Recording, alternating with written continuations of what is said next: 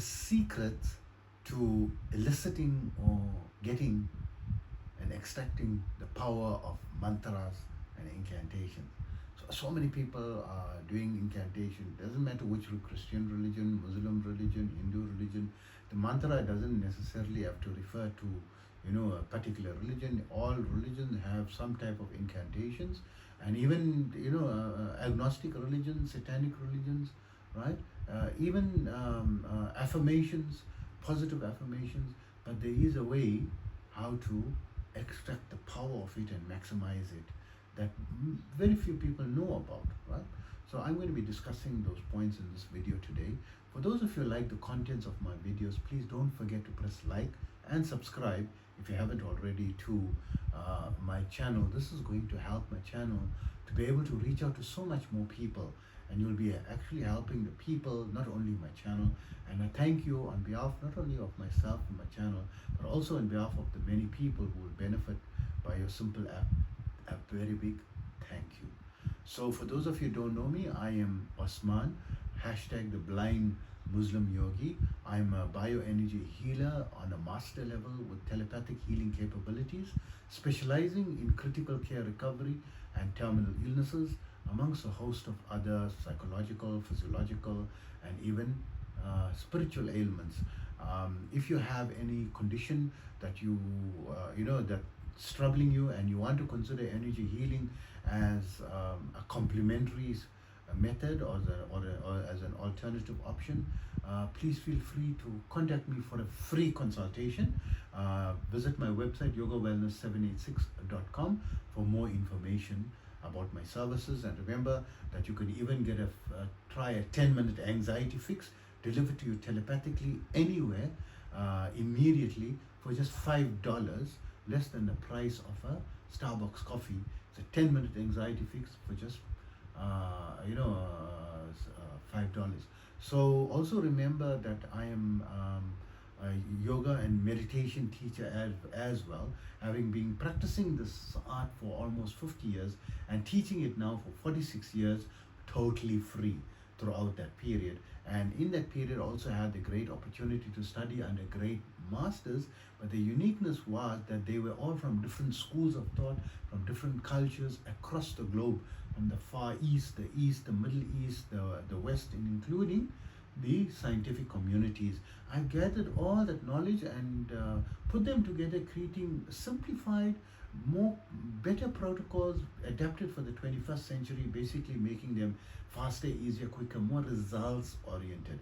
And to that end, I now have students in over 100 countries, and my favorite protocol is my 5-minute yoga and meditation program, which you can download for free by visiting my website yogawellness786.com. Also remember, my therapies are all natural based and not a replacement for medical treatment.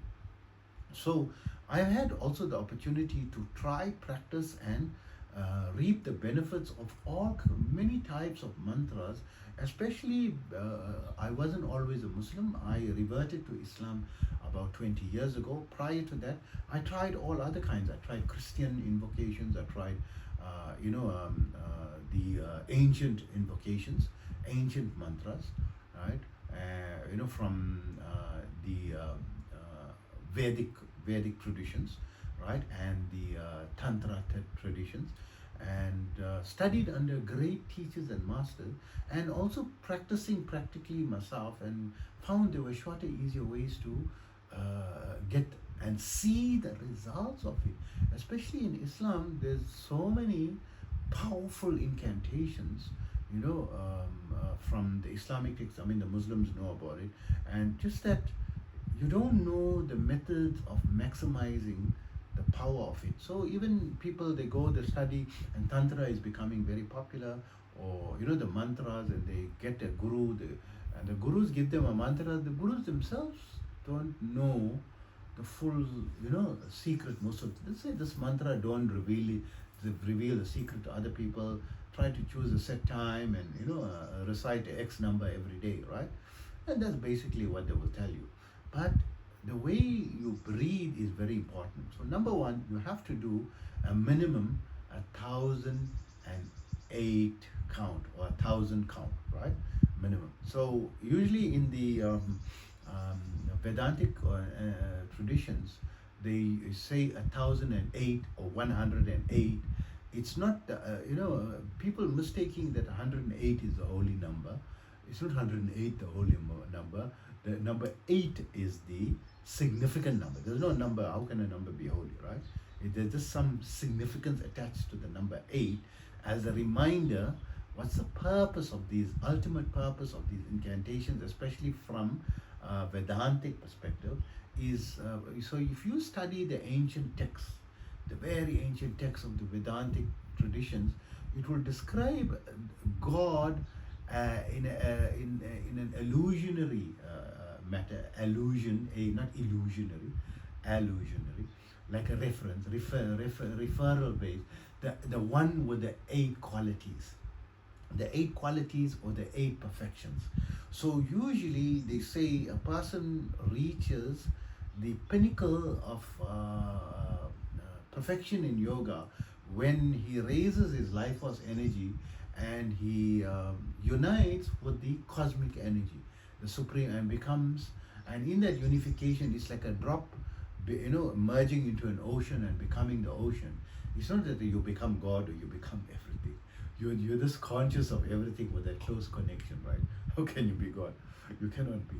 Right? So you merge into everything and you feel because you connected so intimately, you're feeling the rhythm of everything, right?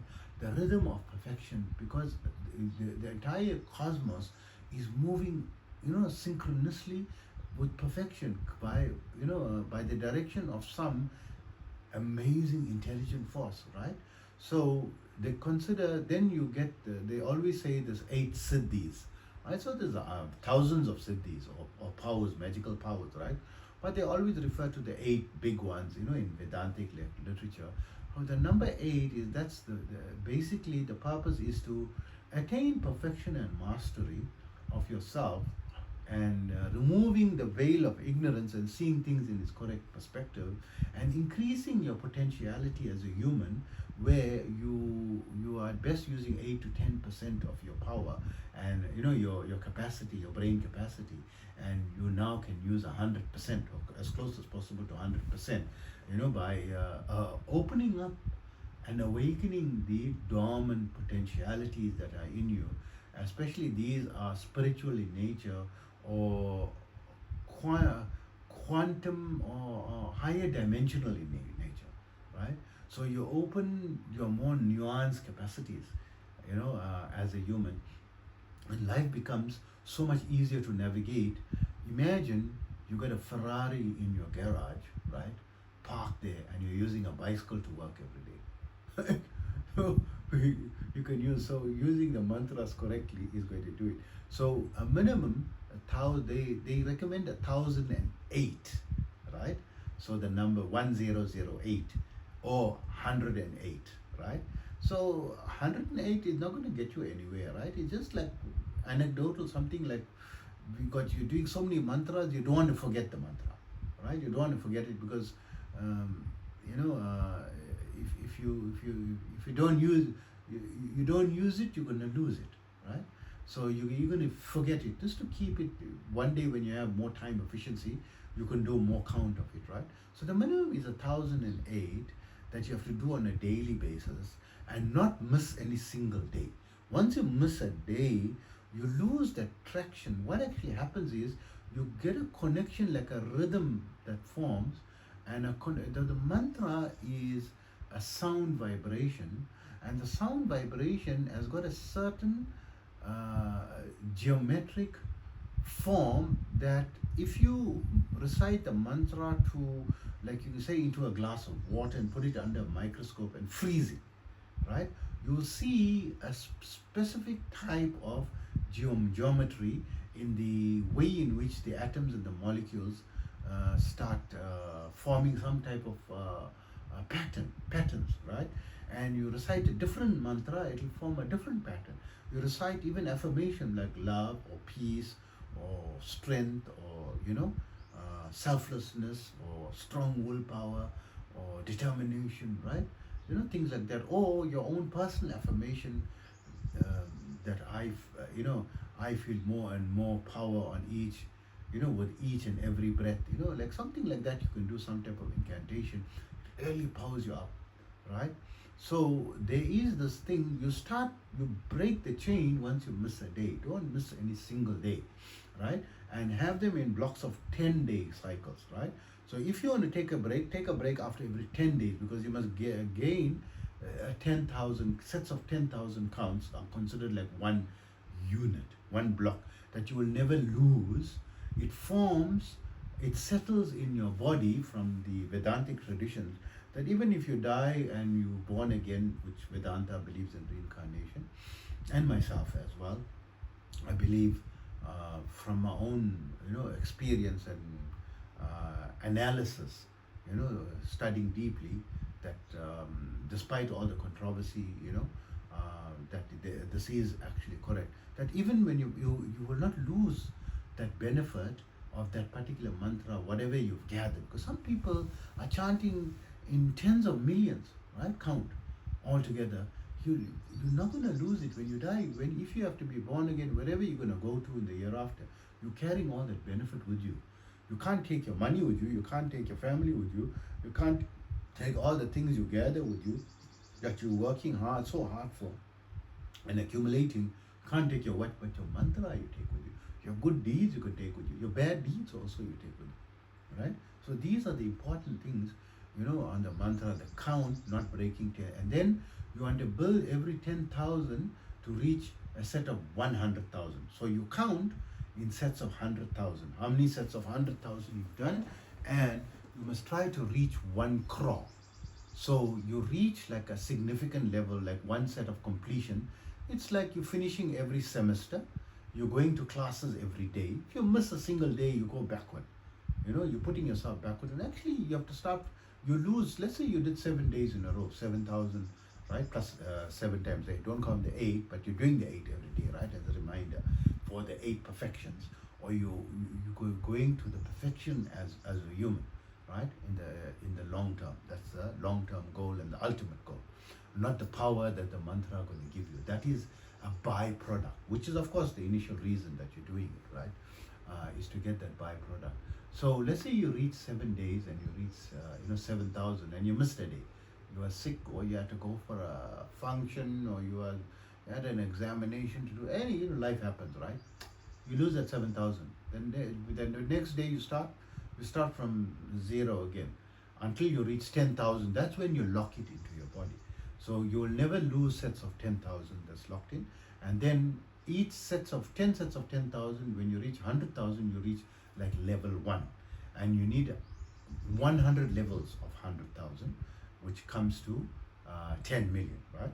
So you need 100 sets of 100,000 as one completion, you could say, right? One completion cycle. And so you've done in the Vedantic, they say 1 crore. So you need many crores, as many crores as possible, right? So in the very ancient times, we don't know, in the mythological literature, whether it is actual or not, right? Because we are now a science-based community, and we need empirical evidences, right? So let's say, okay, maybe, these stories are true. They said in the ancient times, when people used to live very long, they did not live short-lived like us, like 80 years or 60 to 80 years or less, right? They used to live for hundreds, if not thousands of years, right? And not only in the Hindu religion, also in the Judeo-Christian religion. In the Islamic traditions, they said that the Prophet Abraham was wandering the desert, reflecting on trying to find himself and finding answers to who is God and what is religion, and what is the purpose of life, and so forth. He was wandering for about 900 years. And then they said the Prophet Noah was on the ship for about 2,000 years or something, right?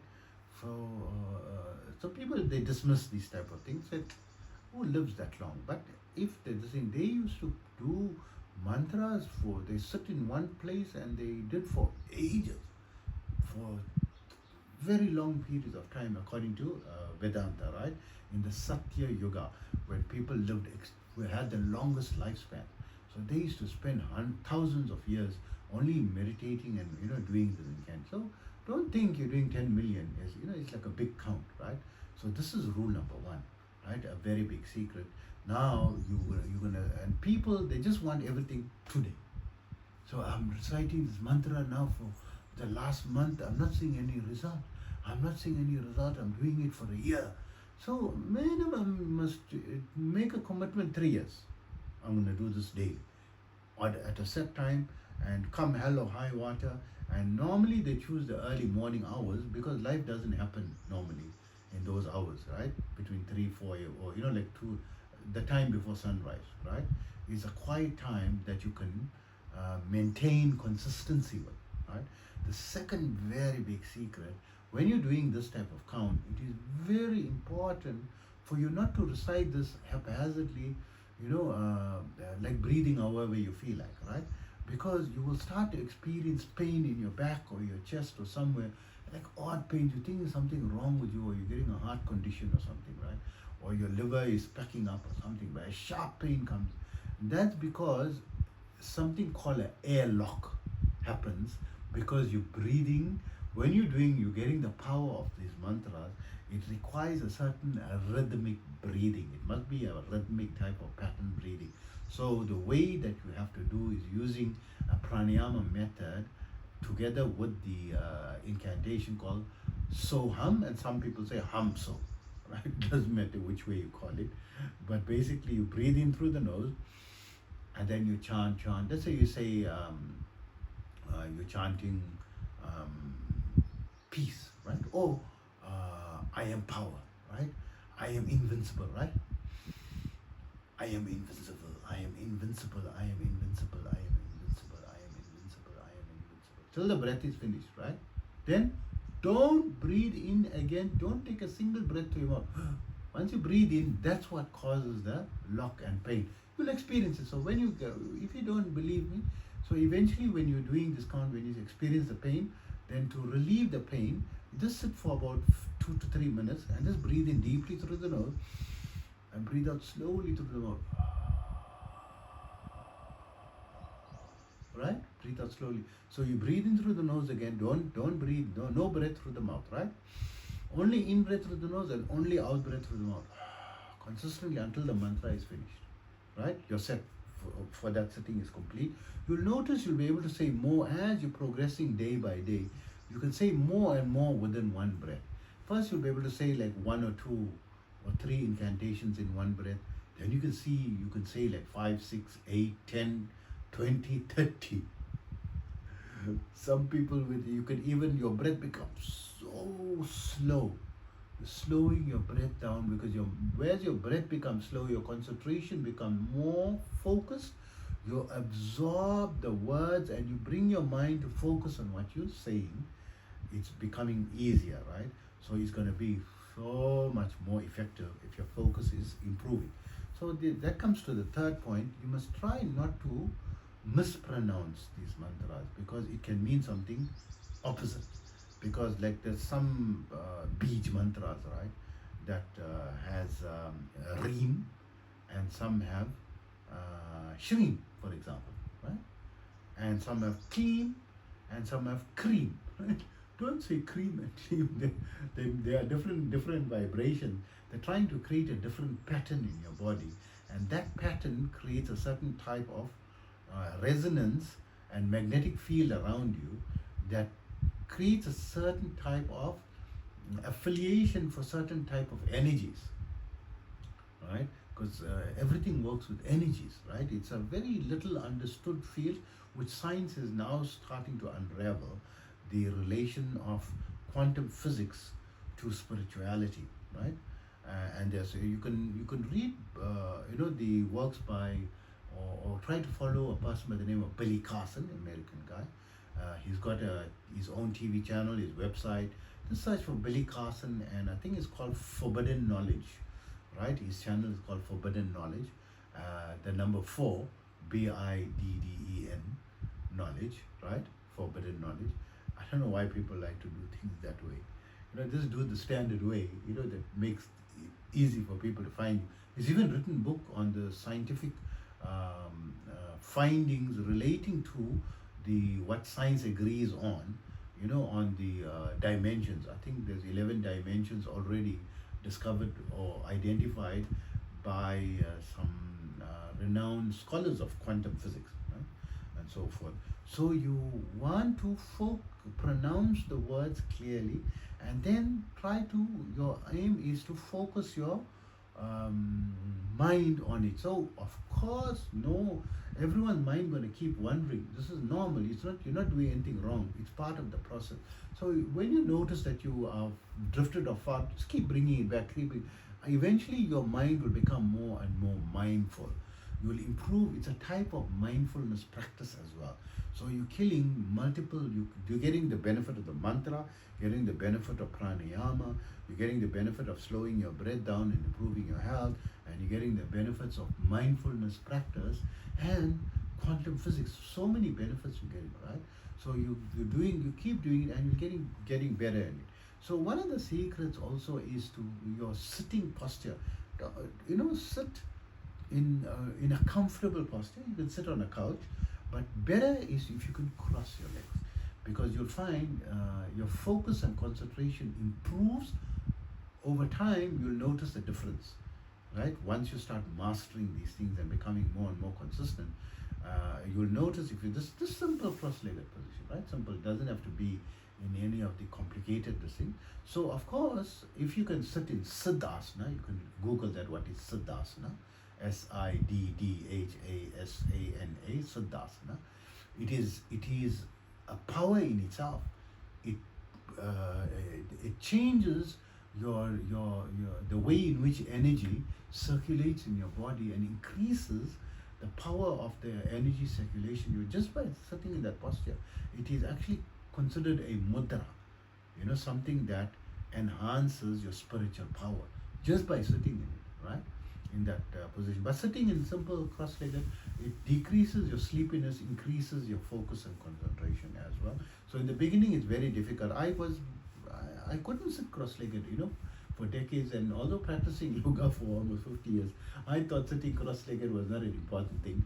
And I was very pragmatic, right? Only do the things where I can perceive there's going to be a direct benefit that I know I'm going to get from it, right?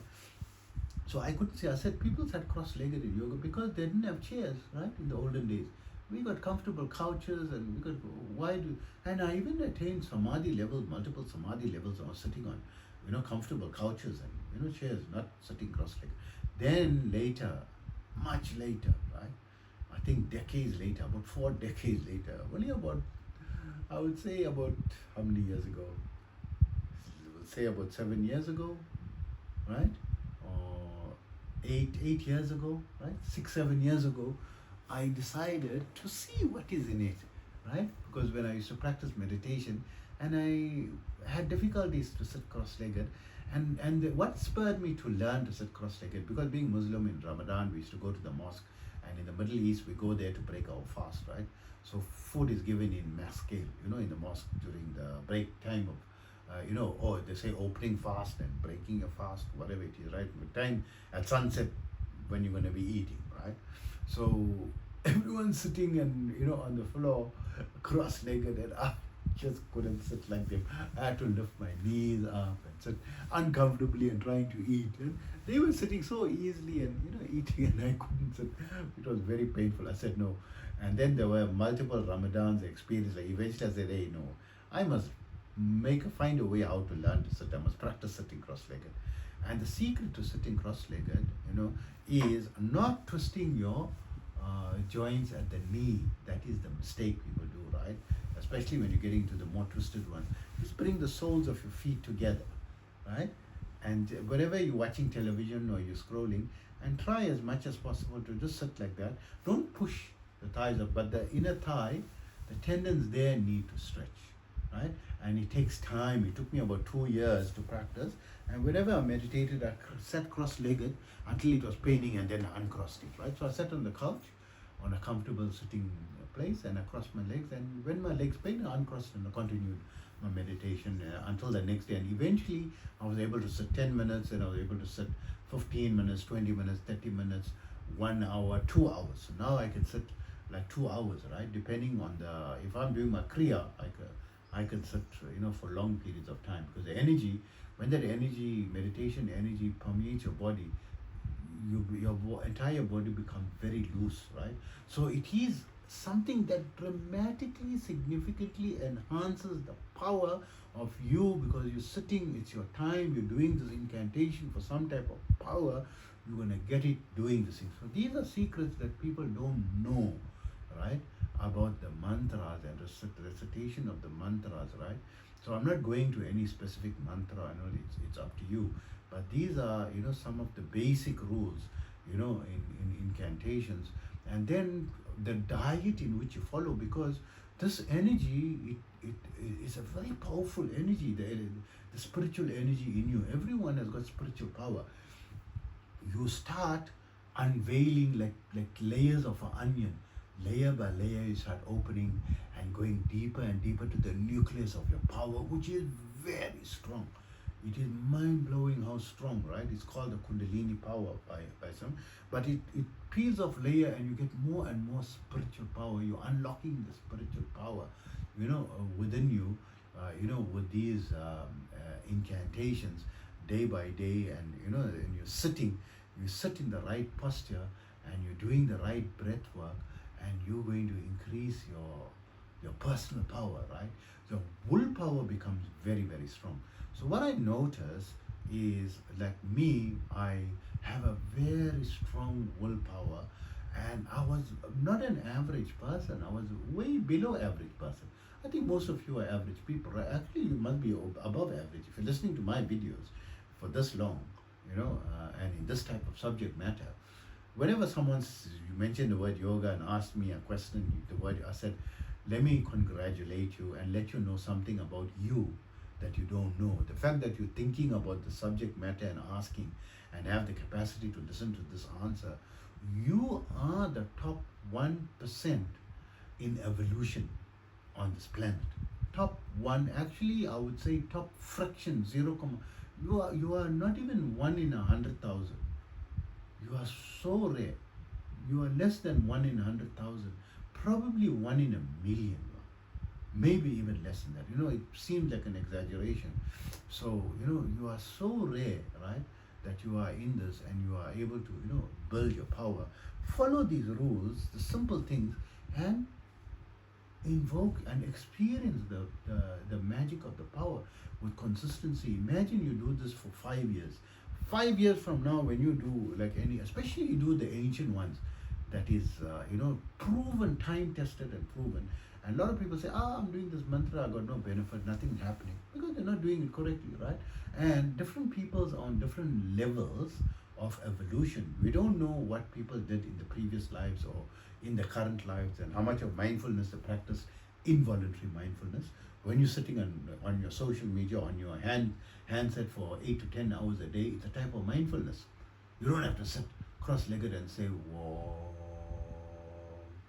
with your fingers like this. That is not the only mind. Just sitting and looking at, because your mind is focused on one thing, right? Or you're studying certain matters, or you're going to university and studying regularly, involved in reading a lot, you love reading. This is a mindfulness practice. It's going to increase your spiritual power. It's going to evolve you, make you more nuanced in your thinking. You're going to tap into your creativity and your intuition, right? And you're going to become more strong-willed, more disciplined, and more successful, right? So in my life, I was below average, right? But I achieved goals that was mind-blowing, right? Imagine I was in junior primary, like in the bottom end, the bottom 10% of the class, right, in performance, and then being able to be admitted into medical, and my goal was to be able to be admitted into a medical university, right, to study, to become a doctor, which is like almost impossible to get into, in most countries, because the competition is so high, to get into it, right, because you're getting the status and guaranteed income, potential. And of course it wasn't for me and didn't work out for me, and I'm much happier of my choice to leave that field after 3 years in it. I've done much better, and I went into the legal field for about 5 years, and then I eventually found entrepreneurship to be the best match for me, and I was very happy there, and I attained such major, levels and accolades. Yes, I'm blind today. A lot of people who are now, my colleagues that are doctors, people look at me and said, "Oh, you should have been a doctor," and they think because I dress simple, I talk simple, that I'm simple, right? They don't know what's my asset worth. I don't discuss it, right? What my asset worth and my bank account. I'm on the highest tier, right? Because you get a certain status according to your financial net worth, right? You get a silver status, gold status, platinum status, private client status, and the status above that, right? So I'm in the highest status, right? And I got the card to prove it, and that's my accolade. I was so proud when I qualified. When the bank first said I qualified for a platinum card, I said, "Are you sure? I don't think I'm earning very little right now." They said, "No, we saw your trend and how you work, and because I've been long, with the same bank from the age of 18. Now I'm 57, right? Which is 39 years with one bank, right? And they see the trends up and down, yes, moving countries and so forth. The algorithms read and this thing, and they reward you, for your consistency. And they gave me the when they gave me the I wasn't even earning on that level, but I eventually earned it. They said, "No, the algorithm said you will earn, you will make it." That's what the bank consultant said. I said, "Okay, if you feel so." And I was so proud that I could have a platinum card, right? And I used to always keep looking at it until I think about 3 years later, not very long, my earnings went so high that I more than qualified for a private client's card, a black card. When I received a private client's card, this was decades of blood, sweat, and tears, right? So many divorces, right? Currently, I'm sitting 6 divorces, and I had 7 major financial losses, right, in companies. The one company where I built up, it took me, I think, 10 years of blood, sweat, and tears, right, of sacrifice, and living I think the beggars were living a more luxury lifestyle than me, struggling, going and delivering pizzas and so forth, right, to make ends meet. I'm just giving you the power of mantras, right? And made it. I utilized the power of mantra, and like after about 5 years, 6 years, 9 years, 10 years, 17 years, I started getting different levels. I mean, schooling career was 12 years. My reward was I was increasing year by year incrementally, right? And working hard, not just you can't do mantra and not do the work. The main thing, 99% sweat, 1%, inspiration, 99% sweat, right? So you must work hard, but you're using mantra as something to give you the internal dynamics, that thing in the universe, that we don't understand yet. The thing about magnetic power and our energies and alignments and all these things, right? That is the field of quantum physics. If you align that, it makes life that much easier. There were many times, I felt, hey, things, no matter how hard I'm working so hard, things are just not working out. Let me bring some type of incantation, and the life becomes much easier. So I don't forget, to do my daily, prayers every day. It makes a big difference in my life. I feel like that sense of peace and able to meet my challenges on a daily basis better.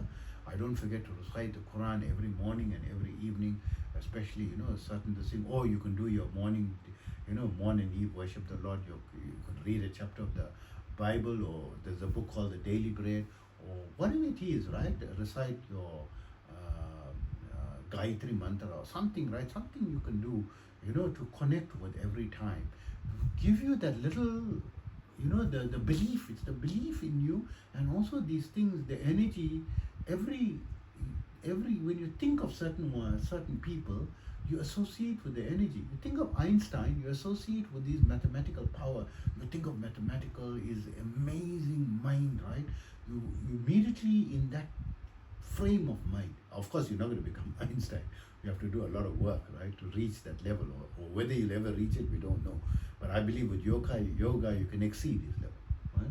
But over time, right, be patient. This is the biggest secret: patience, consistency. Do in sets of 3 years. Keep your count what you are doing, right?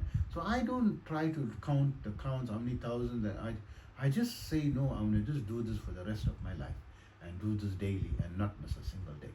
You know? And I've been doing these things now for decades, right? And bottom line is show me the money, right?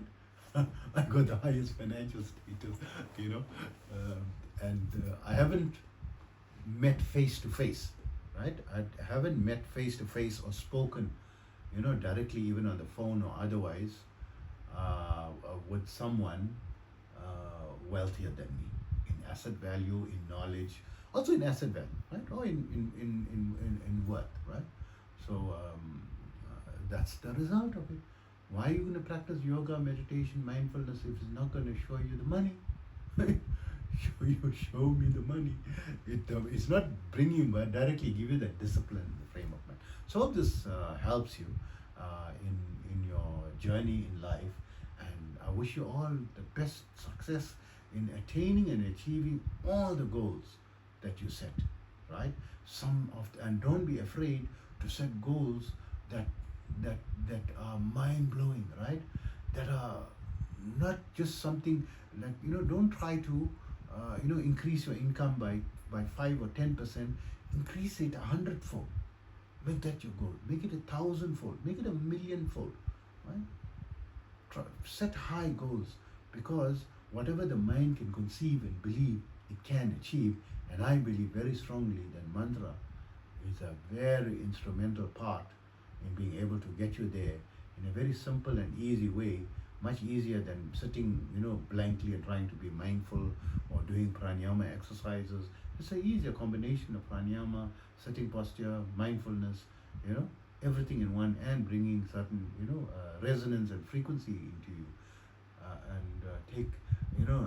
Take this, from everything that I say, that I'm on a very high energy level as an energy healer, and that's why I specialize in terminal illnesses and critical care recovery, amongst a host of other physiological, psychological, and even spiritual ailments. You know, the things that I can do, very few people can do. You know, from an energy healing perspective. If you have something that's concerning you regarding your health, psychologically or spiritually, feel free to contact me. I will give you, the first consultation is free, right? Contact me for a free consultation to have a discussion and see how, you know, we can help you. And just by connecting with me, right, even if it's online, you'll feel the energy, right, in the discussion. You'll feel how you feel after the discussion. Just by we can talk anything. Don't have to talk anything spiritual as well. See how you feel after the conversation, because you connect with my energy. And then see, you know, if you believe in this. It's a free consultation, right? Providing, you know, by appointment, and I have time in which, you know, sometimes I get inundated with too many calls. And take care of yourself always. Visit my website, yogawellness786.com, for contact information.